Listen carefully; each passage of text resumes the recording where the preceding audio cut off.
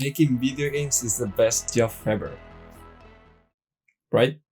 I find it fascinating how we game developers have the ability to turn making games one of the most fun and amazing experiences a human being can have and turn it into a dark, crippling hole which makes our days feel like a never-ending nightmare. Jerky bosses, tight publisher deadlines, are taking our jobs a little bit too seriously are just some of the causes why we don't enjoy game development as we used to. That's why today I want to show you exactly how these things are ruining your love for game development, why it's so important to start enjoying your work again, and how to actually start doing it.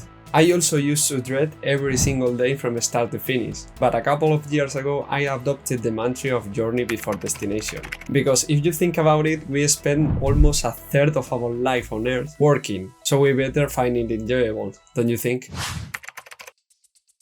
Alright, so the first thing that we need to explore is why we don't find game development so fun as we used to. And I think it all comes down on how serious we take our jobs. I'm sure all of you have played some tabletop or role-playing games, and if you did, you know there are two kinds of infamous players. On one side we have the people who take the game too seriously, and whenever you are breaking a rule a little bit, they're telling you, no, you don't have enough mana for this spell, and your shield doesn't take account in physical damage, so you are dead right now. Which makes the whole experience miserable for the rest of the group. But then you have people all the way on the other side. People who are not taking the game seriously enough, and they just don't follow the rules and don't even pay attention of what is happening in the game. These two approaches makes the whole experience miserable, and I always think about game development when I face in this situation, because I think we sometimes take the job either too seriously or not seriously enough, because it's true that making video games is important, in which we entertain and help other people, but let's face it, we are not soldiers, neither astronauts or architects, and no one is gonna die if you don't complete your task on time. It's true that we need to feed ourselves, so we need a job, but that doesn't mean that we need to take it too seriously.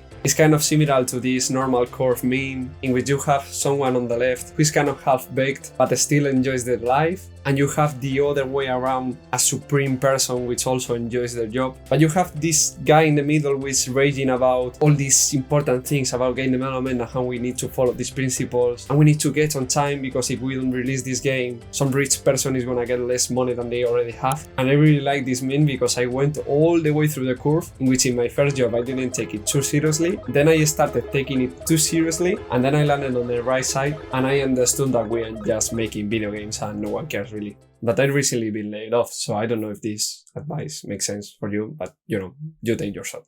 And I know it's not always your fault. Normally when you take your job too seriously, it's mostly because of external pressures, like bosses, publisher, or just social pressure. I remember some deadlines on my work that I was so stressed because I had this request from my boss and all my teammates were ahead of me and I couldn't get this task done because I had...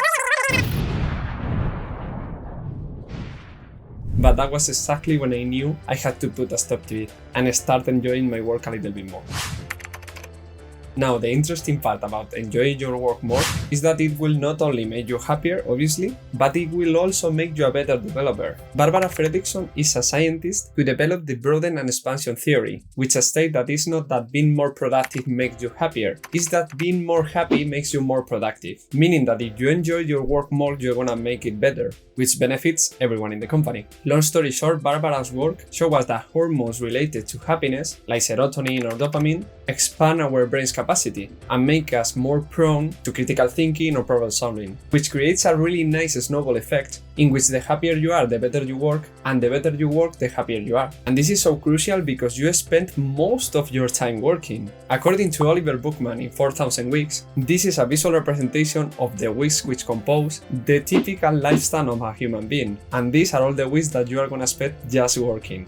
So you can imagine how miserable you'll be if you don't enjoy a single minute of it. And this is something quite difficult to wrap our heads around, because you might think, okay, I don't enjoy my work that much, but I'm happy when I'm out of it. And this is totally legit, but it turns out that we are more happy when we do less things that we hate than more things that we enjoy. Think of two developers, Kalalin and Moash. On one side we have Moash, who accepts that he's going to hate his job and just look forward to weekends, time in which he raves, parties and enjoys his time, but then is dread every single Monday morning. And then we have Kalalin, who works his ass to start enjoying a little bit the day-to-day work. If you think about your last week, would you have enjoyed it more if you were more happy on the weekends, or if you enjoyed it a little bit the work days? In my experience, it's surely the last one.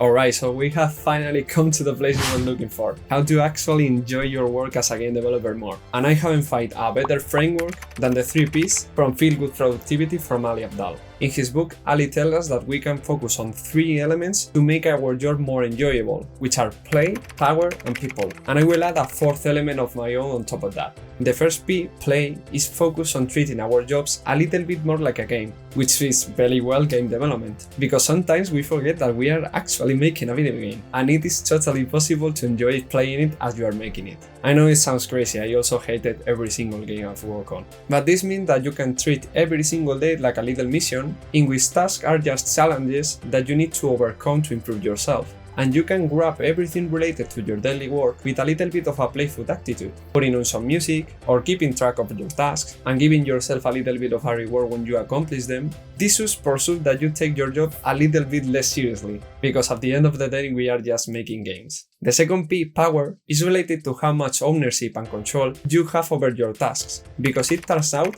that we humans don't base our enjoyment of our tasks on the theme of the task, but on the autonomy and freedom we have over how we make them. This means that if you have to do a task you don't enjoy that much, like, I don't know, user interface, I think there's no one who likes that, but if you do, hello, I'm sorry for you. You can try to take a little bit more of a control and ownership over the task, and decide things like the technical design, or how you approach your reviews, or a new technology you want to try on the task, all trying to make you more responsible of the thing you are doing, because that will increase how much you enjoy it. And finally, the third P, people, just mean that doing something with other people is much more fun than doing it alone. Not only because it's more efficient, since you can have other point of view, but also because it will create little by little some conversation, jokes, and even friendships. And you can find yourself looking forward to go to work just because you are gonna work with a really nice teammate.